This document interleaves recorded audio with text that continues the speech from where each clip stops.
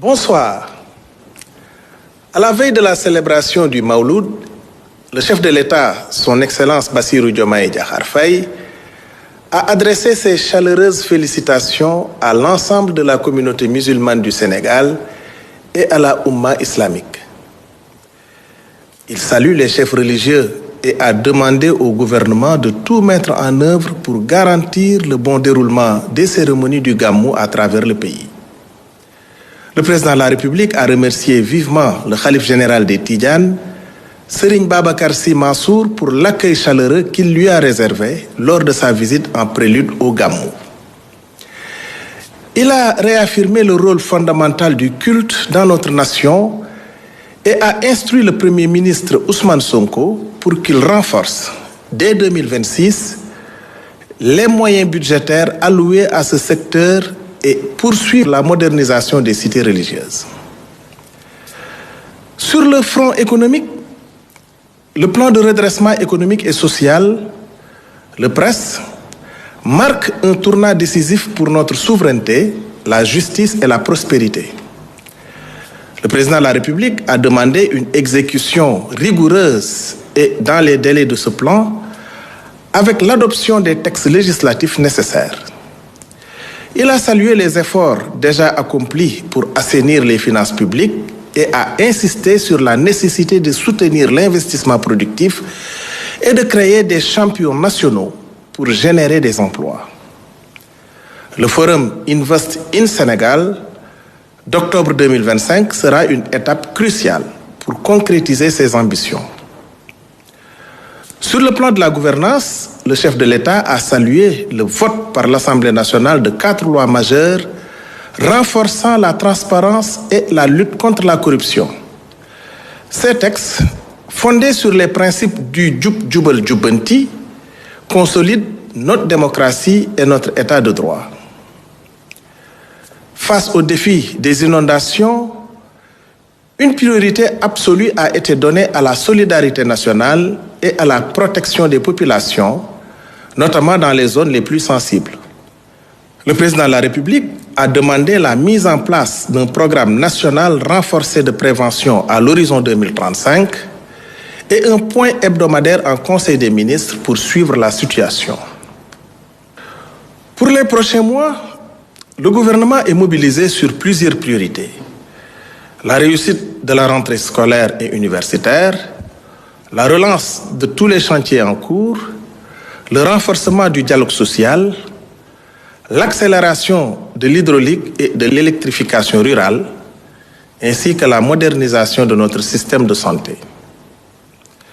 La préparation rigoureuse des Jeux olympiques de la jeunesse Dakar 2026 et le suivi de la campagne agricole font également partie des instructions impératives données au Premier ministre.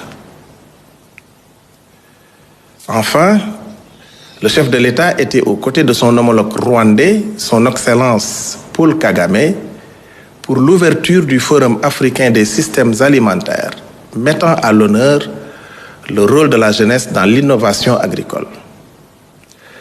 Il a félicité le ministre de l'Agriculture et le secrétaire d'État chargé des coopératives et de l'encadrement paysan pour la bonne organisation de cette grande rencontre internationale. Pour garantir la mise en œuvre rigoureuse et efficace du plan de redressement économique et social, le Premier ministre a ordonné la mise en place de 4 groupes de travail spécialisés et complémentaires au sein de la primature. Le groupe réforme pilotera les réformes structurelles. Le groupe phasage, budgétisation et analyse des risques établira le calendrier, l'allocation des ressources et la gestion des risques. Le groupe recensement, validation et évaluation recensera et structurera les initiatives avec des indicateurs de performance. Enfin, le groupe communication et vulgarisation assurera une information transparente pour une appropriation du plan par tous. Une urgence a été fixée, la finalisation pour mi-septembre d'un premier paquet de textes législatifs pour des effets concrets dès le 3e trimestre 2025. Par ailleurs, suite à l'invitation de la République de Turquie, le Premier ministre Ousmane Sonko y a effectué une visite officielle du 6 au 11 août dernier, visite qui a conduit à des avancées majeures. 4 accords de coopération stratégique ont été signés dans les domaines militaires, éducatifs et audiovisuels. Un objectif ambitieux de triplement des échanges commerciaux pour les porter à $1 milliard a été acté. Un forum économique a réuni une centaine de chefs d'entreprise et le secteur privé turc s'est engagé à investir dans des projets structurants et des partenariats publics-privés. Des lignes de crédit ont également été mobilisées auprès d'Exim Bank Turquie pour soutenir l'agenda Sénégal 2050. Les ministres concernés sont chargés de finaliser sans délai les mécanismes de suivi pour concrétiser les engagements historiques. Le Premier ministre a également informé de sa prochaine visite officielle aux Émirats arabes unis du 8 au 12 septembre. Concernant la gouvernance du numérique, essentielle à notre souveraineté, une refonte profonde est engagée. Le dispositif GouverNum sera renforcé par un pilotage centralisé et cohérent des projets de l'État.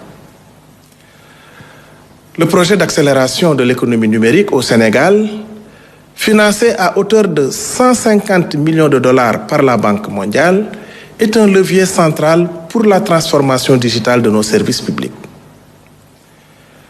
Les ministres en charge du numérique, de la santé et des finances sont instruits de mettre en place un plan d'action combinant qualité et rapidité d'exécution. Enfin, le Premier ministre a réaffirmé le rôle central du réseau gazier du Sénégal pour notre avenir énergétique. Plus qu'une infrastructure, il s'agit d'un pilier de notre souveraineté destiné à maîtriser les coûts de l'énergie, renforcer notre indépendance et accélérer notre transition vers une économie sobre en carbone. L'action gouvernementale se poursuit ainsi avec détermination et dans l'unité pour la transformation et le redressement de notre économie. Je vous remercie de votre aimable attention et vous souhaite une excellente soirée.